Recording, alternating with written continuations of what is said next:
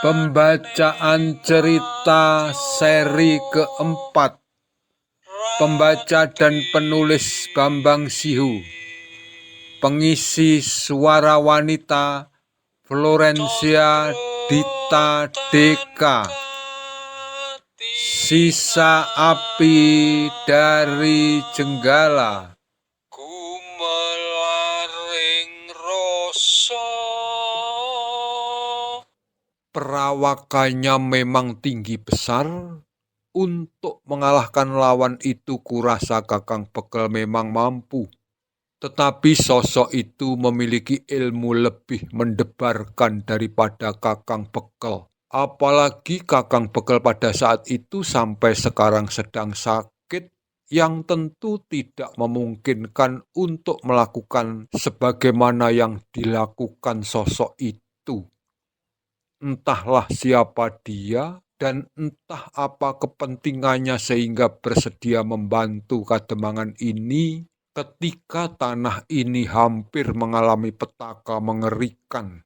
3 hari setelahnya, seorang pengawal Kademangan menyampaikan berita bahwa Ki Bekel Jambon Kulon meninggal. Ki Demang segera memberikan perintah agar pengawal berkuda pergi ke Jambon Kulon untuk memastikan kebenaran berita. Setelah kepastian didapatkan, dengan cepat Ki Demang mempersiapkan rombongan untuk pergi ke Jambon Kulon. Ki Demang, Ratri, dan beberapa pejabat Kademangan pun berada pada rombongan yang menunggang kuda bergerak menuju padukuhan Jambon Kulon. Sang Ratama sangat terpukul dengan keadaan yang terjadi pada ayahnya, Ki Wabala, yang selalu berada di sisinya untuk memberikan ketenangan. Ia adalah pemomong Sang Ratama sejak masih kecil. Ratri memang sengaja tak mendekat. Ia memberikan kesempatan kepada Sang Ratama sampai anak muda itu keluar dari kepedihan yang melanda hati. 4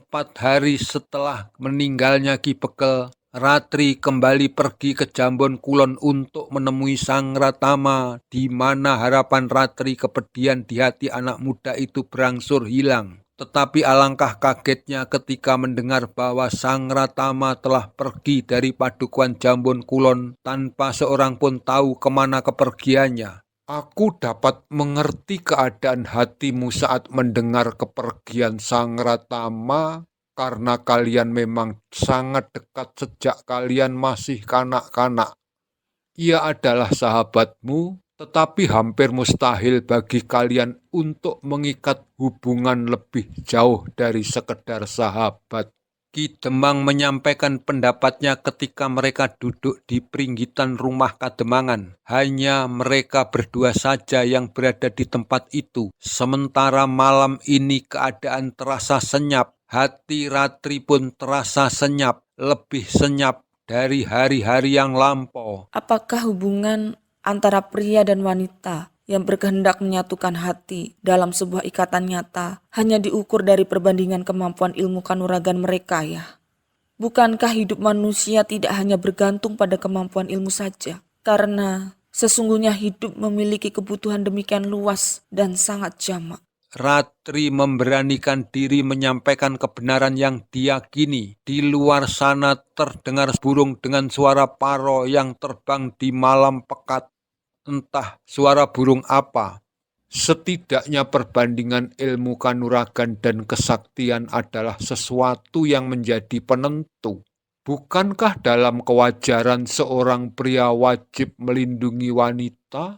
Akan menjadi kurang wajar apabila terjadi sebaliknya. Apalagi jika ia harus menjadi seorang pemimpin wilayah sebesar Kademangan Nangkan ini. Sementara di lain tempat, setelah beberapa hari sejak kepergiannya, Sang Ratama seperti baru teringat bahwa ia belum menemui Ratri sehingga terpaksa ia harus pergi. Bayangan sosok gadis itu menjadi salah satu pengikat sehingga ia keberatan meninggalkannya, tetapi telah terjadi prahara di hati menyebabkan pikiran keruh oleh kalimat yang diucapkan pamannya dan harus meninggalkan rumah induk padukuan. Satu alasan lain yang kian membulatkan tekad kepergian yang dilakukan adalah sebagai bagian tanggung jawab kepada keluarga secara utuh. Ia harus bertemu saudara laki-lakinya meskipun ia belum tahu kemana harus pergi menemuinya. Setelah berhari-hari kepergiannya atau bahkan berminggu-minggu, pikiran Sang Ratama semakin gundah. Bukan saja kemana ia harus mencari saudaranya, tetapi kemanakah arah seharusnya ia melangkah. Yang pasti selepas senja hari ini, ia baru menyeberangi sungai dan berada di tepian persawahan, juga tepian sungai yang baru ia seberangi. Sampai beberapa lama sejak kepergian senja hari, suasana di sekitar tempatnya tetap sepi tanpa seorang pun yang nampak. Tetapi beberapa lama itu bukan berarti selamanya, sebab setelah Sang Ratama merasa bebas di tempatnya untuk beristirahat, telinganya yang sangat tajam mendengar langkah kaki sangat berhati-hati menuju tempat ia berada. Agaknya 2 orang pengawal padukuan telah menemukan dirinya sebagai orang asing yang patut diperhatikan. Meskipun Sang Ratama mendengar langkah-langkah kaki mereka, meskipun Sang Ratama melihat 2 orang pengawal tersebut dalam keremangan, ia mencoba tak memperhatikannya. Ia masih tetap berharap bahwa 2 orang tersebut hanya sekedar mengawasinya, yang kemudian mendapatkan bukti bahwa Sang Ratama memang tak berbuat apapun di padukuan ini. Dengan ketajaman telinganya, Sang Ratama dapat mengikuti ketika salah seorang di antara kedua pengawal itu meninggalkan tempat persembunyiannya dan pergi. Sang Ratama hanya berharap apapun yang mereka lakukan, keadaan tak semakin menjadi buruk. Tetapi harapan itu kembali kandas ketika langkah-langkah kaki yang kembali datang beberapa lama kemudian menjadi 3 orang. Kini jumlah mereka menjadi 4 orang termasuk yang sendirian menunggu. 4 orang pengawal padukuan itu kemudian melangkah dan merayap menempatkan posisi masing-masing agar dapat mengepung Sang Ratama dari 4 penjuru. Setelah beberapa saat, salah seorang di antara mereka meloncat dengan pedang terhunus yang segera diikuti 3 kawannya. Salah seorang di antara pengawal membentak, "Hei, siapapun dirimu, perampok, pencuri, atau apapun, menyerah agar kami tidak perlu membunuhmu beramai-ramai." Pengawal yang berusia setengah baya itu berada paling dekat dengan Sang Ratama. Tangannya menggenggam pedang dalam kesiagaan tertinggi.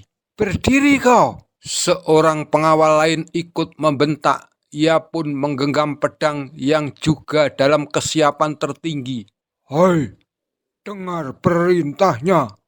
Ayo berdiri!" 4 orang pengawal yang mengepung itu memang dalam keadaan mempersiapkan diri menghadapi pertarungan. Sang Ratama masih dalam sikap semula, duduk di pematang sambil menghitung kemungkinan-kemungkinan yang akan segera terjadi. "Gila! Hei dengar, kami dapat membantaimu, membuang mayatmu, lalu pulang tanpa harus bertanggung jawab atas pembunuhan yang kami lakukan terhadap dirimu."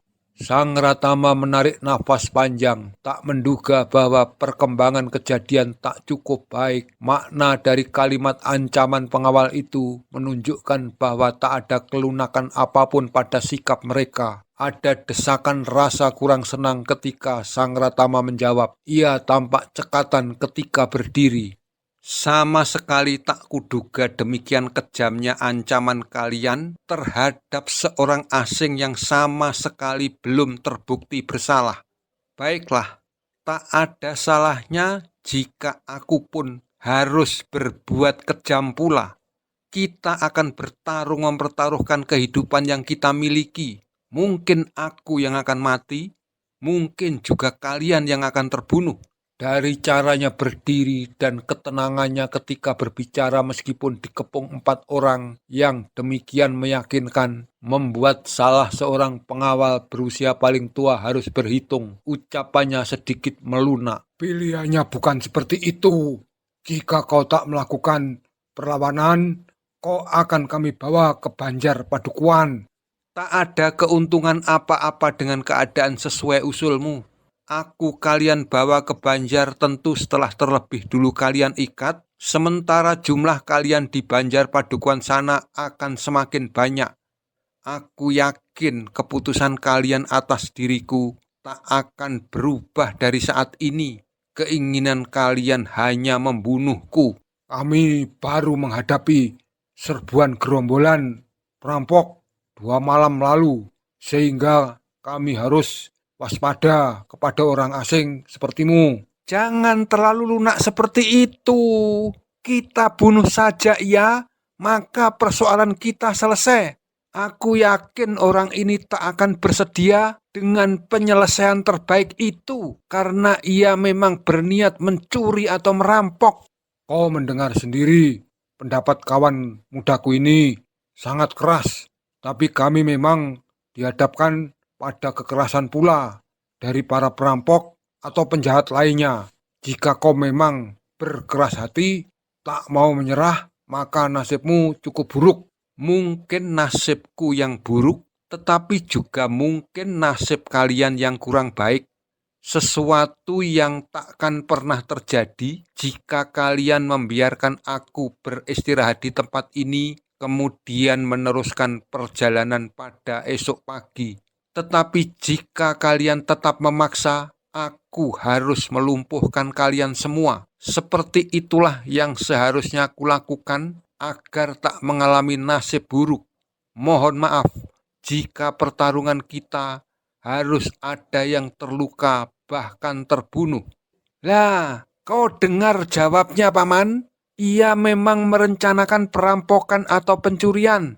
Sudah, kita bunuh saja orang ini agar kita memiliki sisa waktu untuk mengerjakan pekerjaan lain. 4 orang pengawal padukuan itu mulai bergerak dalam mempersiapkan diri menyerang. Sang Ratama pun mulai mencabut senjata yang terselip di punggung. Sebuah tongkat baja berwarna kehitaman dengan besar sama dengan ibu jari seorang dalam ukuran wajar. Panjang tongkat baja tersebut lebih panjang daripada ukuran pedang. Logamnya bukan berbentuk bulat tetapi berbentuk persegi.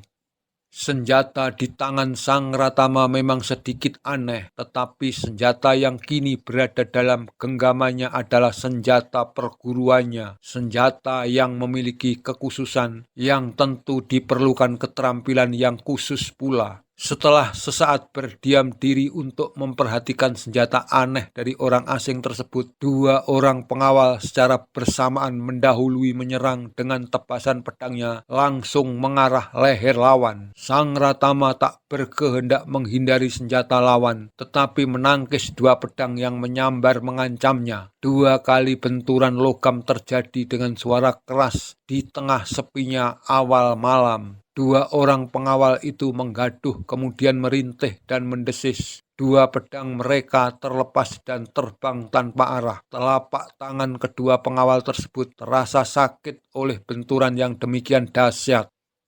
Keheningan yang ada di tepian sungai itu kembali hadir mencekam. 2 orang pengawal yang pedangnya terbentur senjata aneh lawan masih mendesis-desis menahan rasa sakit di telapak tangan sampai pergelangan. Sementara 2 orang lain masih dalam posisi siap menyerang, tetapi keduanya sama sekali tak bergerak dari tempatnya berada. Jika saja aku melanjutkan serangan ini, kemungkinan yang terjadi akan kurang baik bagi kalian. Senjata di tanganku dapat memecah tulang lengan atau bahkan kepala kalian. 4 orang pengawal padukuan baik yang kehilangan pedang maupun yang masih menggenggam pedang tampak tegang. Harus mereka akui bahwa yang dikatakan orang asing itu benar adanya. Harus mereka akui bahwa kemampuan orang asing itu tak dapat diperbandingkan dengan kemampuan mereka berempat. Hanya satu gerakan ia telah menerbangkan 2 pedang yang menyerangnya. Sebuah gerakan yang hanya dapat dilakukan oleh seseorang dengan kekuatan dan kecepatan tiada tara. Jika saja orang asing itu bertindak kejam, hanya dalam beberapa gerakan lanjutan maka petaka memang akan terjadi pada mereka berempat. Tetapi sampai beberapa lama orang asing itu hanya berdiri membeku. Entah apa yang sedang dipikirkannya. Ketika sampai beberapa lama orang asing itu tetap berdiam diri dan tak melanjutkan serangan, baik kepada kawannya yang telah kehilangan pedang maupun dirinya, dan seorang pengawal lain yang masih menggenggam pedang. Pengawal paling tua merasa bahwa masih ada kesempatan untuk melakukan rembuk yang mengarah pada keadilan dengan menghilangkan kesewenangan. Jika orang asing itu dapat menerima, maka langkah itulah yang memungkinkan bagi mereka dapat selamat. Tetapi sebelum ia kembali menyampaikan tawaran kepada orang asing itu untuk meredam ketegangan, suara derap kaki beberapa ekor kuda kemudian terdengar menyusup ke heningan. Semakin lama, suaranya semakin jelas sebagai pertanda suara derap kaki beberapa ekor kuda itu menuju tempat mereka. Terlepas dari perhitungan Sang Ratama maupun 4 orang pengawal padukuan tersebut, suara benturan logam yang telah terjadi seperti sebuah isyarat ketika didengar oleh orang-orang yang berkepentingan atas keamanan padukuan ini.